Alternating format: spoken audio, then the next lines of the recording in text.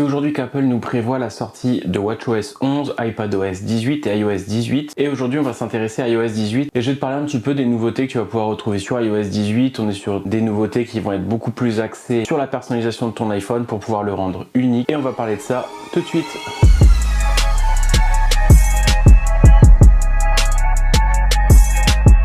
Comme je te le disais dans l'intro de cette vidéo, tu vas avoir principalement des nouveautés en termes de personnalisation. Tu vas pouvoir disposer les applications comme tu le souhaites. Il n'y a plus besoin que ce soit des lignes de 4 applications. Tu vas pouvoir faire des trous entre les applications, qui va pouvoir te permettre de rendre visible ton fond d'écran. Donc c'est en fonction du fond d'écran que tu mets, tu vas pouvoir par exemple le mettre au centre et mettre toutes les applications autour. Tu vas pouvoir aussi choisir de mettre des couleurs en fonction de ton fond d'écran. Donc tu as la possibilité de choisir la couleur que tu veux et ça va mettre une teinte identique à toutes tes applications, que les développeurs aient décidé ou non de coloriser leur application. Ça te permettra quand même de pouvoir mettre la couleur de ton choix à l'application, ou sinon, chose un petit peu plus traditionnelle, tu vas avoir le mode sombre ou le mode clair. Au niveau du home screen, tu vas pouvoir aussi modifier en bas les deux petits icônes. Habituellement, on a le flash et l'appareil photo, donc là tu vas pouvoir mettre ce que tu veux, en sachant que si tu passes sur un iPhone 16 ou 16 Pro avec le bouton d'action, tu vas pouvoir mettre sur ton bouton d'action une fonctionnalité type appareil photo ou flash qui va pouvoir te permettre de mettre des logos différents en bas. Et pareil, avec du coup l'arrivée du bouton de contrôle, tu vas pouvoir déclencher ton appareil photo automatiquement. Donc c'est pour ça, je pense qu'Apple a décidé de pouvoir personnaliser ces deux petits logos en bas, puisque maintenant via les boutons ils sont accessibles directement. Donc ça faisait un petit peu surplus.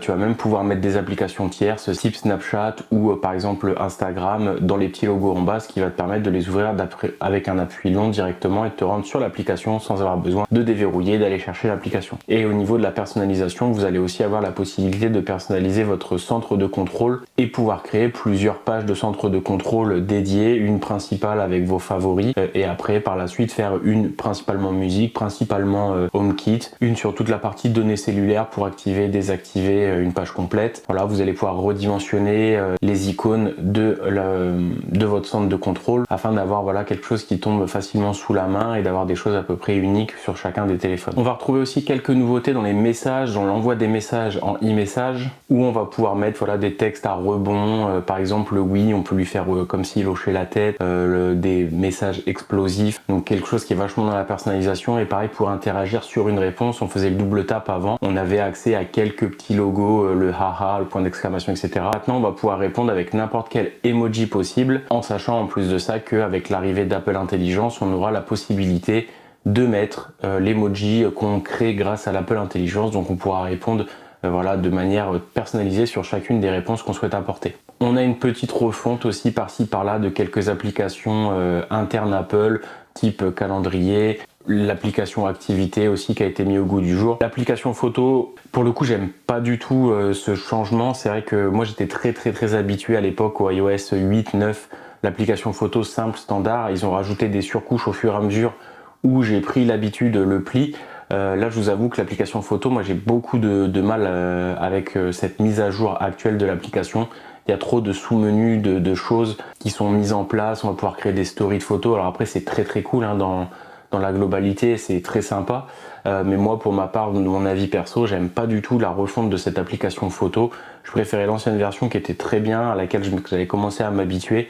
Et là c'est un petit peu un bouleversement, mais bon, il faut changer aussi nos habitudes, notre confort, ça sera pas plus mal. Et ça nous permet aussi de nous réapproprier un petit peu, de réapprendre comme à nous servir du téléphone, comme si c'était un téléphone neuf ou un nouveau téléphone, alors qu'au final c'est qu'une mise à jour logicielle. Dans les notes aussi, on a des petites choses un petit peu sympas qui arrivent avec Math Note, qui était disponible sur l'iPad. Donc vous allez pouvoir taper le prix d'un produit, le prix d'accessoires, de choses comme ça, faire des additions, des soustractions, des divisions, des multiplications. Par exemple, prévoir une sortie à tel endroit, le prix des places, le prix de la bouffe, le prix du parking, etc. Vous êtes à 4 ou 5, vous faites la liste de tout ce que vous voulez, vous notez un petit peu votre formule de calcul en bas comme sur un tableur Excel, donc le prix des places, plus le parking, plus le ci, plus le ça. Je veux diviser tout ça par 4 puisque vous êtes 4 à partir, et hop, ça vous fait le prix unitaire. Donc c'est bien d'avoir ça dans les notes, ça vous évite d'ouvrir un tableur ou de...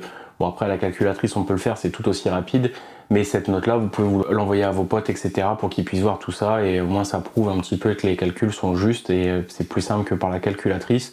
Dans l'application appareil photo, maintenant vous avez la possibilité lors d'une vidéo de faire un play pause au niveau de la vidéo, donc avec iOS 18, donc ça c'est plutôt pas mal si vous faites je sais pas de l'Insta, des Reels, du TikTok, des choses comme ça, ça peut vous permettre de prendre un premier plan, de faire un pause, hop, de prendre par exemple un produit, quelque chose, de remettre le play sans passer par l'application directement Insta, TikTok ou autre. Vous pouvez faire votre rush directement sans avoir trop de montage à faire derrière, donc ça peut être assez cool, même pour faire des photos, vidéos de famille, de vacances ou autre, je pense que ça peut être assez sympa. Après, il y a des nouveautés qui arriveront plus tard dans l'année de ce qu'Apple nous dit. Au niveau des mails, vous aurez un petit peu de la sauce Google, quelque chose qui sera mail principal, promotion, publicité, etc. Donc comme ce qu'on peut retrouver sur Gmail. Apple le mettra nativement du coup dans l'application mail, donc ça arrivera plutôt courant décembre, peut-être fin d'année, voire peut-être début d'année prochaine. Pareil au niveau des applications, pouvoir accéder à une application, vous allez pouvoir exiger le Face ID ou du coup le code. Je vois pas trop l'intérêt parce que si le téléphone est posé, au bout d'un certain temps il se verrouille, donc à moins qu'on vous le vole et qu'on veuille rentrer dans l'application de banque, de trucs comme ça ou autre, ça vous bloque à l'entrée. Sinon je vois pas trop l'intérêt parce qu'une fois que le téléphone est déverrouillé, c'est qu'il a été déverrouillé avec votre tête ou votre code, donc c'est que la personne connaît le code ou que du coup vous êtes à proximité. Après oui, c'est là si vous le prêtez pour montrer quelque chose, pour éviter que la personne aille un peu farfouiller dans votre téléphone, vous pouvez bloquer certaines applications et exiger du coup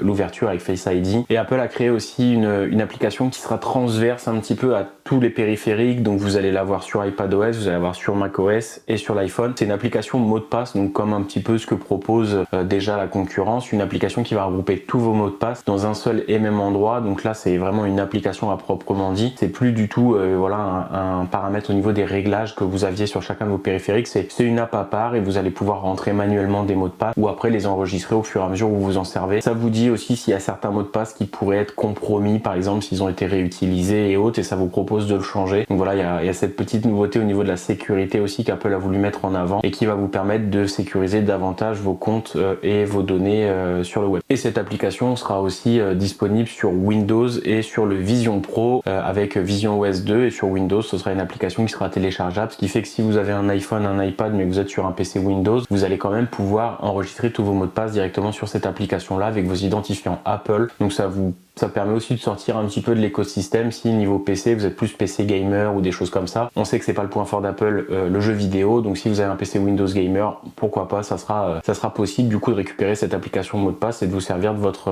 PC avec vos mots de passe et vos identifiants stockés dans l'iPhone. On a une partie aussi un petit peu améliorée au niveau du jeu, ce qui fait que dès que vous allez rentrer dans un jeu, le smartphone va le savoir, ça va le détecter et vous allez passer en mode jeu. Et en gros, ce mode là va vous permettre de minimiser les tâches qui sont effectuées en arrière-plan pour vraiment concentrer toute la puissance du smartphone au niveau du jeu vidéo. Donc je sais pas comment c'est géré, si ça coupe les notifications, si ça coupe tout ça en arrière-plan, un petit peu comme les modes de concentration peut-être, mais ça vous permet du coup de garder des performances optimales dans le jeu vidéo, en sachant qu'on a pas mal de gros jeux qui vont arriver là, le Death Stranding 2, vous allez avoir Assassin's Creed Mirage qui est déjà disponible, le prochain Assassin's Creed Shadow qui sera disponible aussi sur iPad et iPhone. On a du coup toute la suite Epic, une partie de la suite Epic Games avec Fortnite, Fall Guys et Rocket League qui vont être disponibles, donc ça vous permet quand même de garder des fréquences d'affichage et des performances de jeu d'un assez haut niveau pour pouvoir jouer et pas avoir de latence au niveau du jeu, donc ça coupe tout ce qui est en arrière-plan pour pouvoir du coup garder des performances optimales.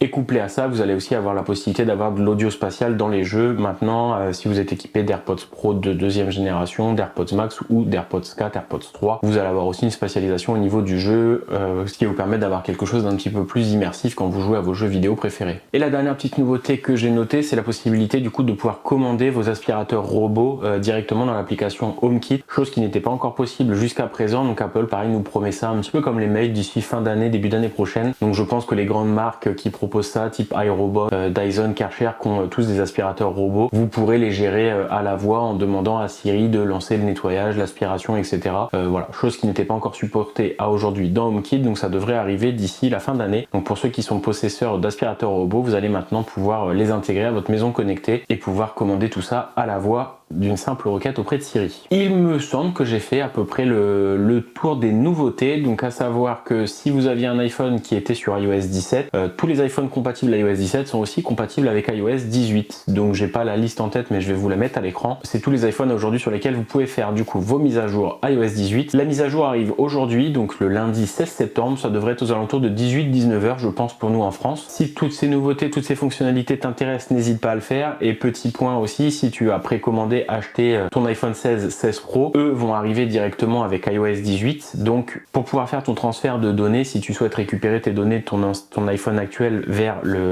l'iPhone du coup 16 ou 16 Pro, 16 Pro Max et 16 Plus, il faut que tes deux iPhones soient sur la même version logicielle, donc sur iOS 18. Donc anticipe peut-être pour faire ta mise à jour dès maintenant, comme ça dès que tu recevras ton iPhone, tu pourras gagner du temps et faire directement ton transfert de données rapidement pour pouvoir utiliser ton iPhone 16, 16 Plus, 16 Pro, 16 Pro Max très rapidement. La vidéo touche à sa fin, je te remercie de l'avoir regardé jusqu'au bout. Tu sais quoi faire pour encourager la chaîne. Je te dis à très bientôt pour une prochaine vidéo. C'était Cyril sur